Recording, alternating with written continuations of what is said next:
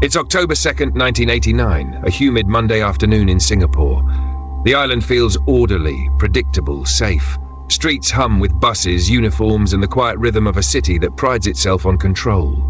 But somewhere between Mayflower Secondary School and a small housing block, a teenage girl vanishes. Her name is Liang Shan Shan, 17 years old, a Malaysian student, quiet and polite, the kind of girl who always came home on time. She boarded her usual school bus at about 1 p.m. that day. She never came home. And in a country where disappearances are almost unheard of, her case would become one of the most haunting mysteries in Singapore's history. Leang lived with her family in Ang Mo Kio, a middle-class neighborhood characterized by narrow roads and pastel-painted flats. Her parents were Malaysian, working in the city, saving what they could to give their daughter a better education. Every weekday, she followed the same routine: school, bus, home. She never stayed out late, never broke curfew, never gave anyone reason to worry. That day was no different. Classes ended at 1. She said goodbye to a classmate, adjusted her school bag, and stepped onto the familiar yellow school bus. The driver greeted her, like always. That was the last confirmed sighting of Liang Shan Shan alive. No one saw her step off the bus. No one heard her scream. And by the time anyone realized she was missing, 12 hours had already passed.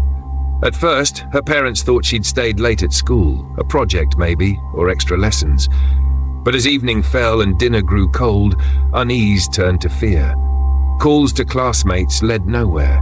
Teachers hadn't seen her after dismissal. By 8 p.m., her parents called the police. The officers who arrived treated it like a routine missing person case. Perhaps she'd gone to a friend's house, they said. But her friends all denied it. Then came a detail that made no sense. The school bus driver claimed he'd dropped her off as usual, but he couldn't remember exactly where. It was a short route, yet somehow a teenage girl disappeared in daylight, without witnesses, without a trace. In a city where everything is accounted for, Liang simply vanished between 2 stops. The next morning, police began a quiet search. They canvassed the bus route, checked nearby parks and underpasses, and questioned every resident along the way. Nothing. No bag, no uniform, no sign of a struggle. Newspapers ran a short notice. 17-year-old Malaysian student missing since Monday afternoon. There was no photograph yet, just a name. And in a nation obsessed with order, that name quickly became a whisper, a warning that something was not as safe as it seemed. But the truth was, most people believed she'd come home on her own, until she didn't. As the days stretched into a week, the tone of the investigation changed. Detectives began to suspect this wasn't a simple runaway. Liang's parents insisted she would never disappear voluntarily. She was obedient, responsible, even timid. She didn't have a boyfriend, didn't party, didn't skip school. Something had happened after she boarded that bus. But what and where? Police retraced her movements, interviewing the driver again. His story stayed the same, that he'd dropped her off safely, but his timeline shifted. Small inconsistencies began to surface. Still, with no witnesses and no evidence, the case stalled. Singapore's spotless image was beginning to crack, because if a girl could vanish in broad daylight here, then safety itself was an illusion. Days turned into nights of waiting. Liang's parents visited the station every morning, asking for updates. None came. Volunteers helped search empty lots, drains, and wooded areas on the city's edges. They found nothing. The missing person posters started to fade in the rain. Then, quietly, the story slipped off the headlines. The island moved on, but her family didn't. If you're new to Trace of Evil, subscribe now, because what happens next would change how Singapore saw safety forever. By the 10th day, detectives began expanding their search radius. They checked across the causeway, reaching out to Malaysian police. Maybe she'd gone home to relatives, but she hadn't. Forensic teams re-examined the school bus. No blood, no hair, nothing suspicious. It was as if she'd never been there. And yet, something in the driver's calm demeanor unsettled investigators. He showed little emotion, little interest in helping find her. It was a faint instinct, not evidence, not proof, but the kind of intuition that tells an investigator something isn't right here. By October 12th, it had been 10 days since Liang disappeared. Police quietly prepared to scale down the search. But then, 2 days later, the call came. A group of national servicemen training near Yishun Industrial Park had stumbled upon something in the undergrowth, something human. For 12 days, Singapore had been looking for a missing student. What they found instead would uncover one of the darkest crimes in the nation's history.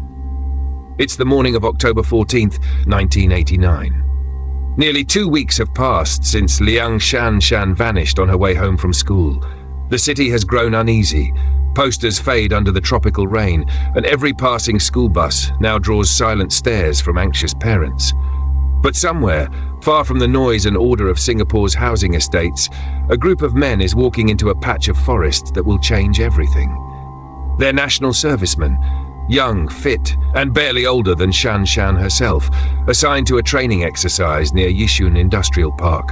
The area is dense, overgrown, and quiet, the kind of place people rarely notice in a country famous for its precision. The morning humidity is thick. The air smells of earth and decay. One soldier stops. He's caught something unusual, a shape half hidden among the trees. At first it looks like a pile of discarded clothes, but then comes the smell, that unmistakable, heavy scent that halts every step. What they found that morning would end one mystery and begin another. The men move closer. Lying amid the undergrowth is a human body, badly decomposed, clothes torn and discolored by the rain. The soldiers call their superior. Within minutes the training stops. Within hours the police arrive. The area is sealed off with yellow tape. Reporters, still chasing the missing schoolgirl story from earlier that month, soon realize what's happening. Cameras gather outside the cordon. A whisper spreads before confirmation arrives. A body has been found. Forensic investigators move carefully through the mud, documenting every fragment. The scene is difficult. Advanced decomposition, no immediate signs of injury, insects having done their work. Still, they collect what's left of her belongings, clothing, shoes, and fragments that may tell a story. By nightfall, the body is taken to the mortuary for examination. At first, there's hope. Maybe it isn't her, maybe it's someone else, but deep down, the detectives already suspect who they're dealing with. 2 days later, dental records confirm what everyone feared. The remains belong to Liang Shan Shan, aged 17. The missing girl from Ang Mo Kio had been found, but finding her body didn't mean finding her killer. The autopsy offers little clarity. The level of decay makes it nearly impossible to determine how she died. No weapon, no visible wounds. But the pathologist notes that the state of the remains suggests death occurred very close to the day she disappeared. This wasn't a runaway. This wasn't an accident.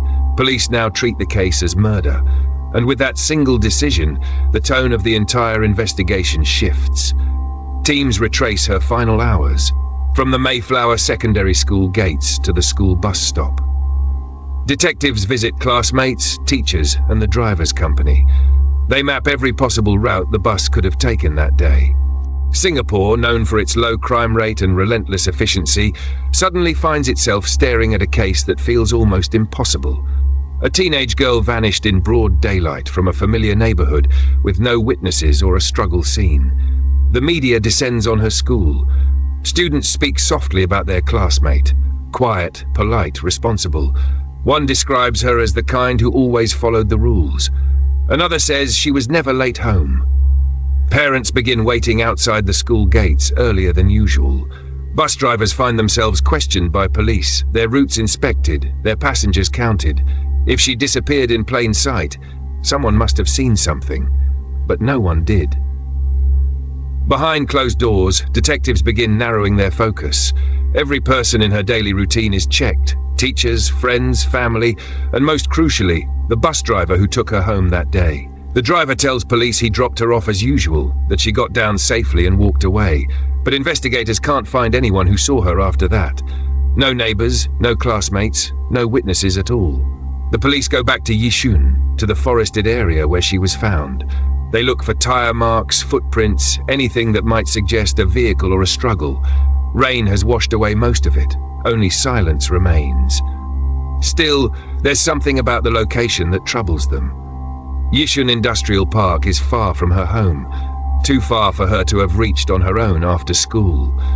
The area was unfamiliar to her, with no logical reason for her to be there. If she never got home, and she couldn't have gone there herself, someone must have taken her.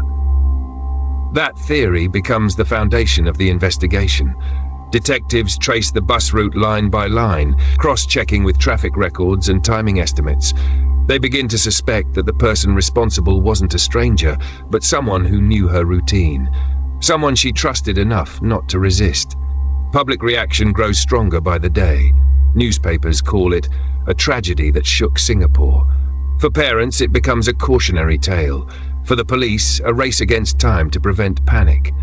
At the mortuary, Shan Shan's family is allowed to see her for identification. Her mother, silent and trembling, confirms what the dental records already proved. The father, holding himself upright, simply says, "That's my daughter." They return home to Malaysia soon after, too grief-stricken for interviews. In the following days, detectives gather evidence from the bus company, logs, rosters and driver statements. The same name keeps coming up, Oh Laye Koh, 35, a long-time driver with no prior criminal record. He's polite, quiet and unremarkable. But he was the last person to see her alive.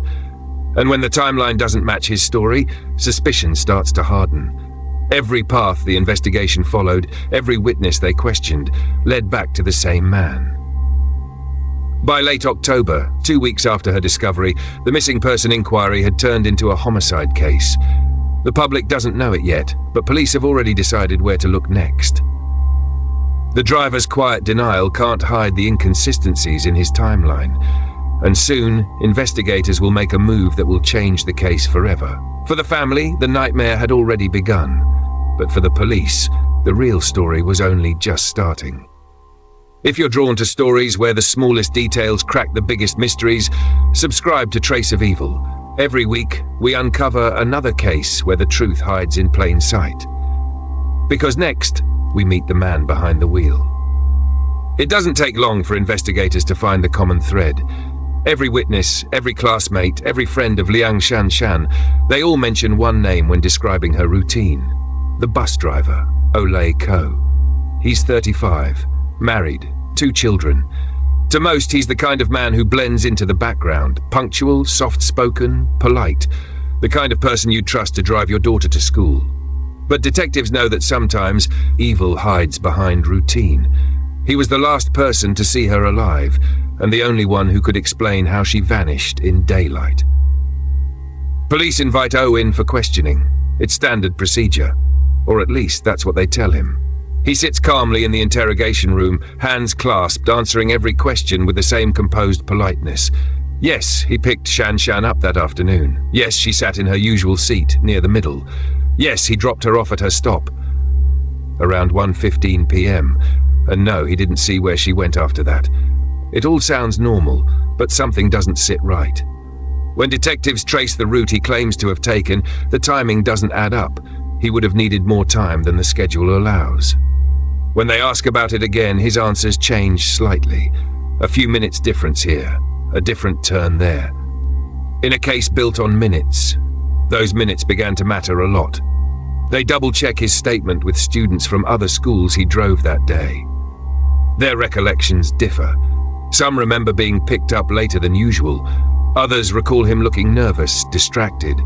A mother from a nearby block even remembers seeing the bus that afternoon, parked unusually long at the side of a quiet road. When the news of Shan Shan's death breaks, O returns to work as though nothing happened. He doesn't avoid the police, but he doesn't show emotion either. No fear, no curiosity, nothing. To investigators, that calm becomes suspicious. They interview him again, this time pressing harder. They ask about his alibi after work, about where he went, who he saw, and what route he took home. He hesitates just slightly before answering, and that hesitation is all they need. By October 18th, 16 days after Shan Shan vanished, detectives brought him in again. Not for an interview this time, but for arrest. He is charged with murder. There was no weapon, no witness, no confession, just a man, and the silent route only he knew. The public is stunned. A school bus driver, charged with killing one of his passengers? Singapore hadn't seen anything like it in years. As the story spreads through the papers, parents pull their children from school buses. Drivers find themselves questioned by police and parents alike. Every yellow vehicle on the road becomes a reminder of what's been lost. Inside the station, O maintains his innocence. He says the police are mistaken, that he dropped her off safely, that she must have gone somewhere on her own. But he can't explain why her body was found miles away from her usual route. And when investigators confront him with evidence that links him indirectly to the Yishun area, he has no clear answer. He said he'd never been there. But somehow, traces of his world led right back to that forest.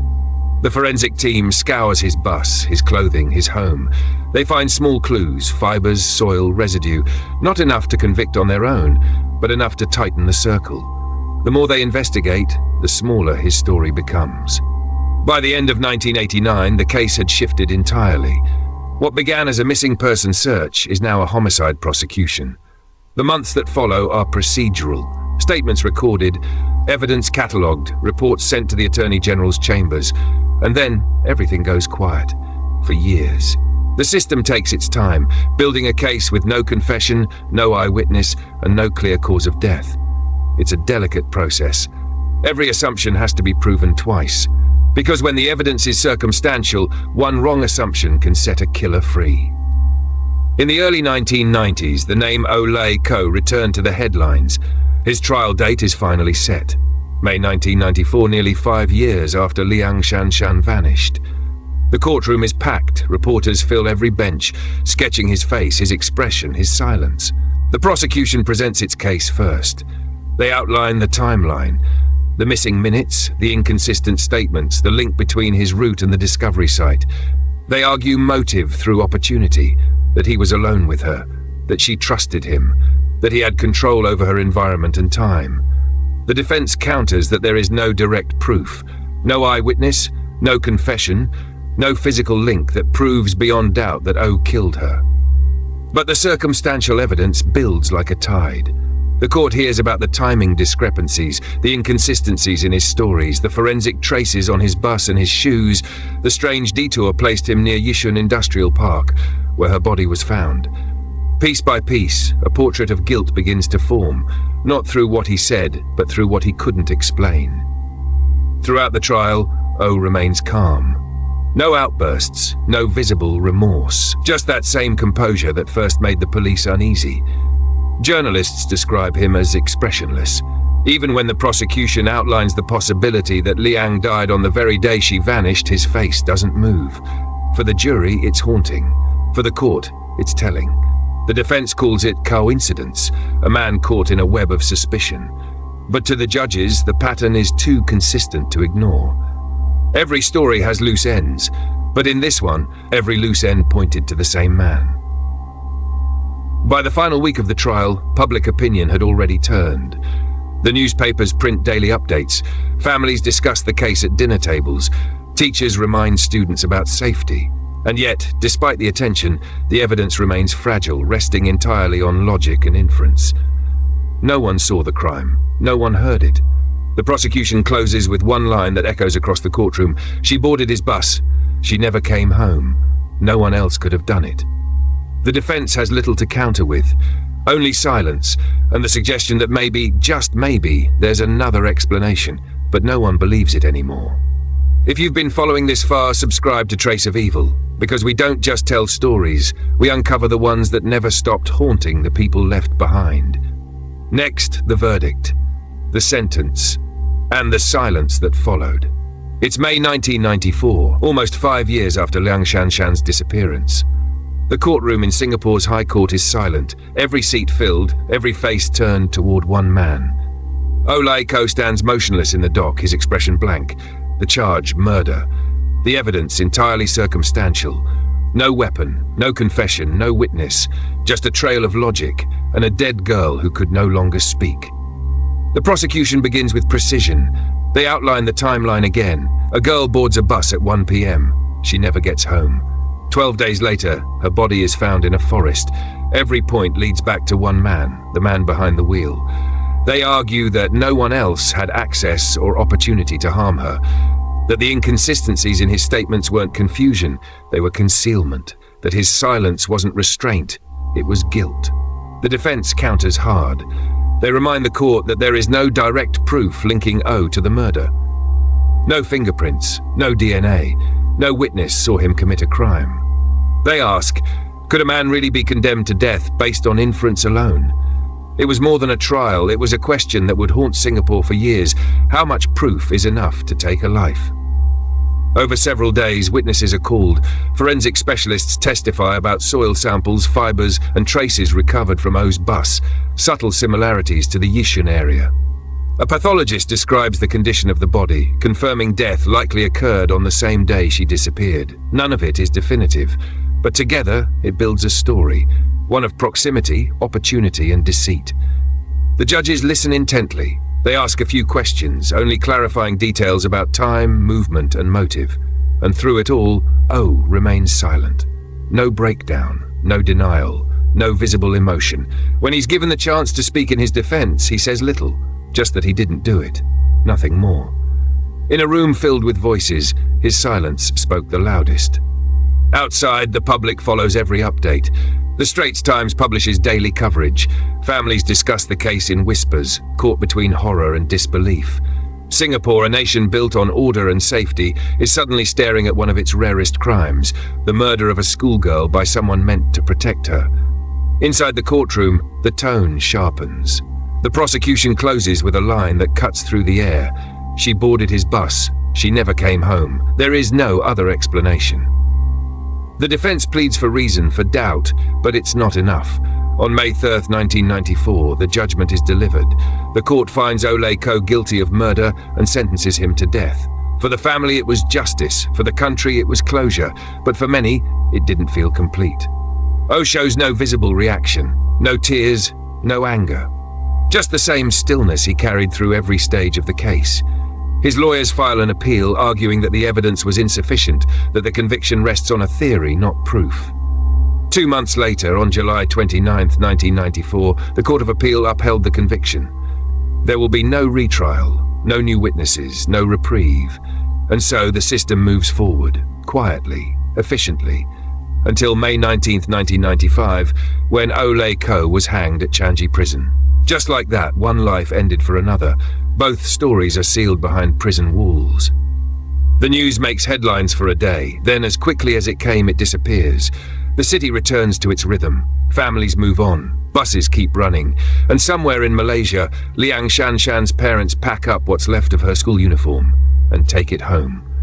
There is no public statement, no interviews, no visible anger, just quiet grief and the hope that justice, however imperfect, has been done. But justice doesn't always answer the question that haunts the living: what really happened? Because even after the conviction, investigators admit something troubling. No one knows exactly how she died. The decomposition was too advanced. The cause of death, undetermined. Was it strangulation? Blunt force? Something else entirely? The truth remains sealed in silence, taken to the grave by both victim and killer. And in the years since, no new evidence has ever emerged. No hidden confession, no second suspect, no new lead.